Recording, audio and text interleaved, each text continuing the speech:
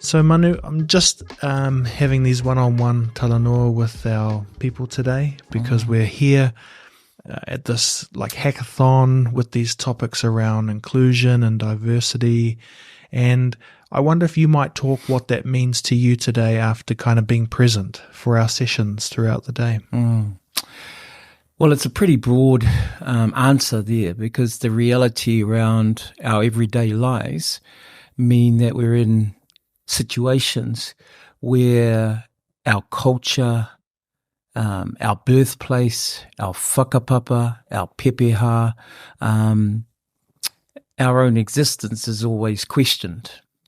And so the opportunity of being here is about putting that down on paper and recording some of this stuff in a way that people who might come into New Zealand or people who might want to find themselves actually have some resources, some tools to be able to do that.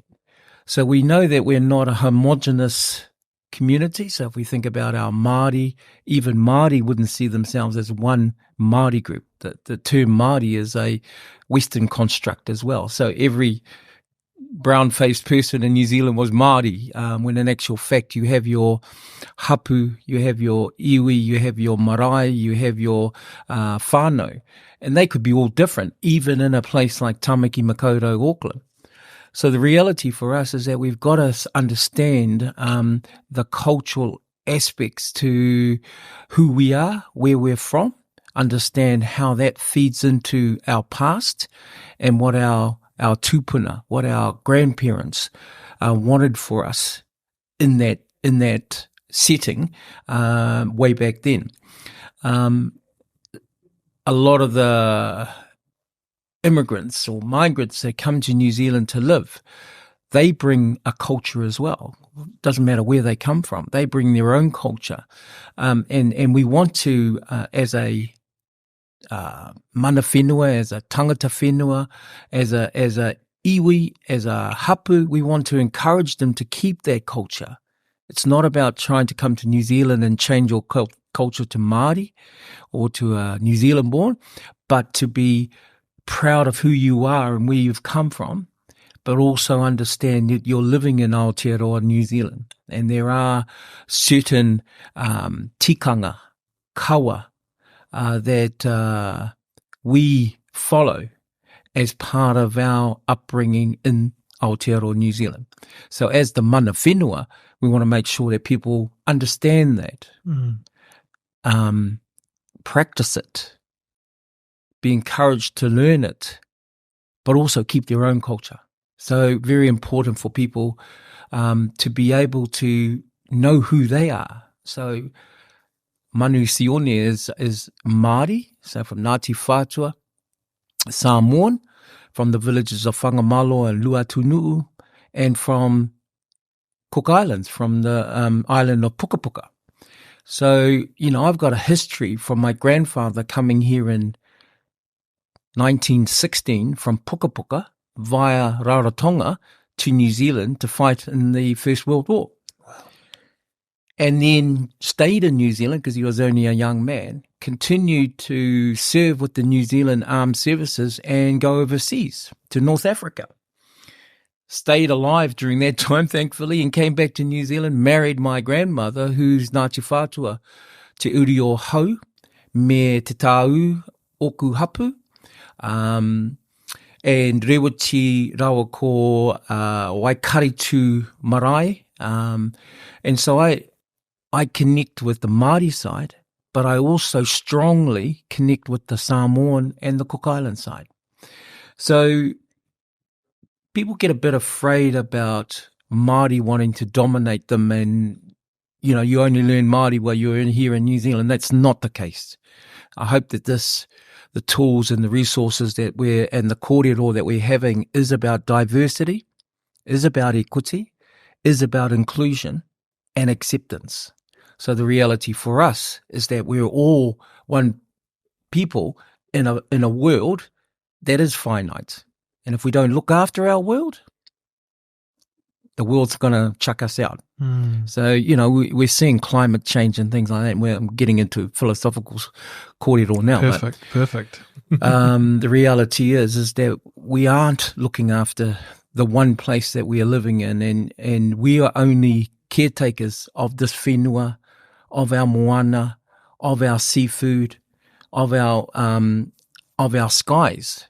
And if we continue to pollute the skies as we do, pollute the rivers, the lakes, the seas as we do, nobody's going to be here. So, this is important. And I get the sense, as someone on a journey trying to understand where they fit in the world, that if you don't really understand where you fit, then that clouds your vision of things like climate change. Why should I care about the climate if I don't even know where I come from?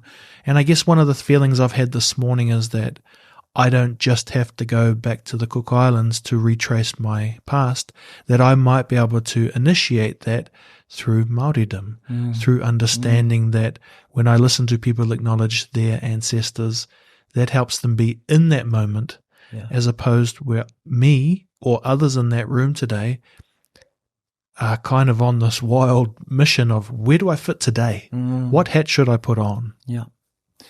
There's a couple of points to that kōrero, Will. I would encourage people who have come here, who have got whakapapa in other countries, to go back and visit their country, wherever it is. The reason I say that is that New Zealand is an adopted home for those that have come here. And it might be that their grandparents or their parents had brought them here. Or it might be that you were born here, and so this is the only country you've seen. But if you go back to your motherland, and I say motherland because actually that's how you connect to the whakapapa, is through your mother.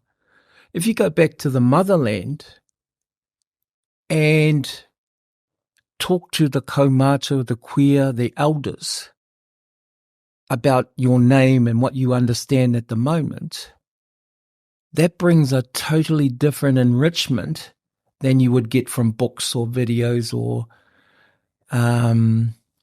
podcasts that you might listen to and see. So, one of the things that I'm going to do, and I'm saying going to do, is to go back to puka puka, because only my uncle has been back to puka puka in our family, so my mother's brother.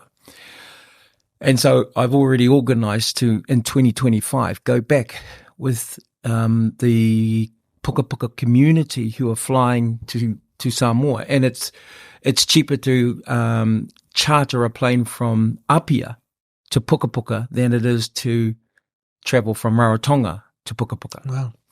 And so, but the island's getting overrun with the sea. And the population has moved out of puka puka, where there was a population of about 8,000. There's now about 600 people living there. But I want to go back there to know what my grandfather had done or experienced some of the life that he had before he came to New Zealand when he was, I'm sure he was about 16, but he said he was 18 to get into the war. I just came back from Rarotonga, and I took my family and my extended family to the Puka Puka Hall in Avarua, and introduced them to some people there that didn't know who we were, but talked about my grandfather, and they said, yes, I know Manua Tūtara. And there was 5 of them that went from Puka Puka in the First World War to Rarotonga, to Auckland, to fight in the war. And so those treasures that you find in your motherland helps you to understand a little bit more about who you are and where you're from. But it also gives you the strength to be living in a new place and connect with that place and understand that culture. Because if you're born here in New Zealand, then absolutely, even if you're not born of Māori, you're part of the the whenua, you're part of the culture, you're part of the iwi of this country. And so really looking forward to, encouraging that in the mahi that we do. Awesome. Well, it's just a short catch up so we can all get back and do some more kōrero together. But really, thank you for your time. Kia ora.